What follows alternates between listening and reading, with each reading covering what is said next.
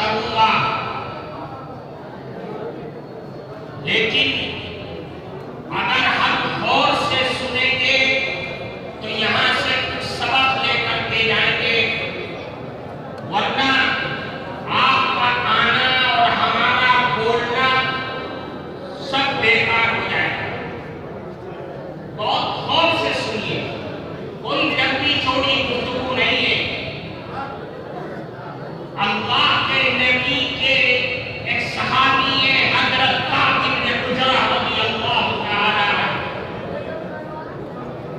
وہ فرماتے ہیں کہ اللہ کے نبی ایک موقع پر مسجد میں تشریف لائے اور منبر کے پاس گئے جہاں امام کھڑا ہو کر کے خطبہ دیتا ہے، وہاں آپ نے آواز لگائی کہ اے لوگوں منبر کے قریب آیا۔ تمام صحابہ کرام جو کونوں میں بیٹھے ہوئے تھے، ذکر میں مشغول تھے، وہ سب اپنا کام چھوڑ کر اللہ کے نبی کے حکم کے مطابق منبر کے قریب آ گئے۔ اللہ کے نبی پہلی سیڑھی پر چڑھے، کہا آمین، پھر دوسری سیڑھی پر چڑھے، پھر کہا آمین۔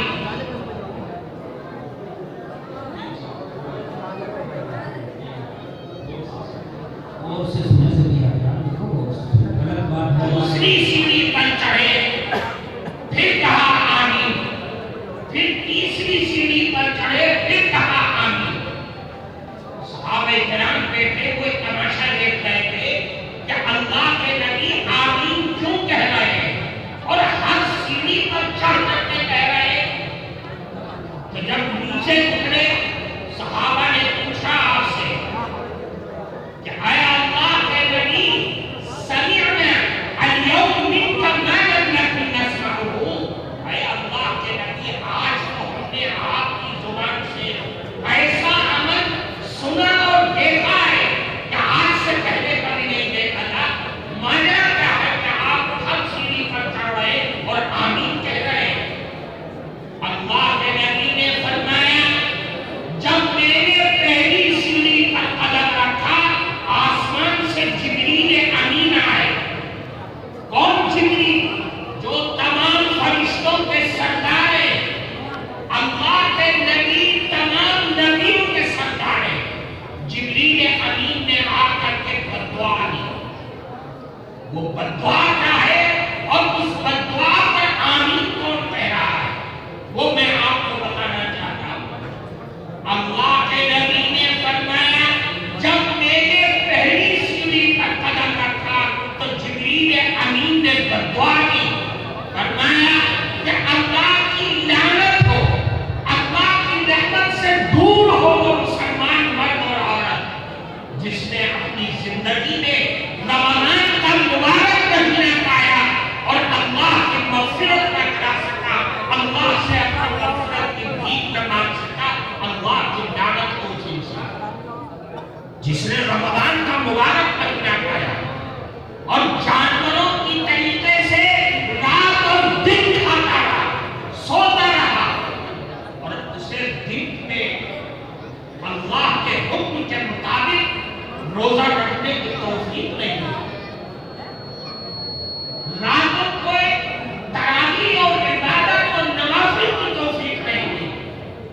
اللہ کے نبی فرماتے ہیں کہ ایسے مسلمان پر اللہ کی لعنت ہو، یہ بددعا دے رہے ہیں جبریل امین اور اس پر آمین کہہ رہے ہیں جناب رسول اللہ صلی اللہ علیہ وسلم۔ ایک فرشتوں کا سردار ہے، ایک تمام نبیوں کا تمام انسانوں کا سردار ہے۔ کون سی آسمان کا ایک سرکردہ ہے جو اس دعا کو عرض تک جانے سے روکتا ہے؟ اللہ کے نبی کا مطلب کیا ہے؟ فرماتے ہیں، اے مسلمان، دیکھ رمضان کا وہ مبارک مہینہ جب اللہ کی رحمت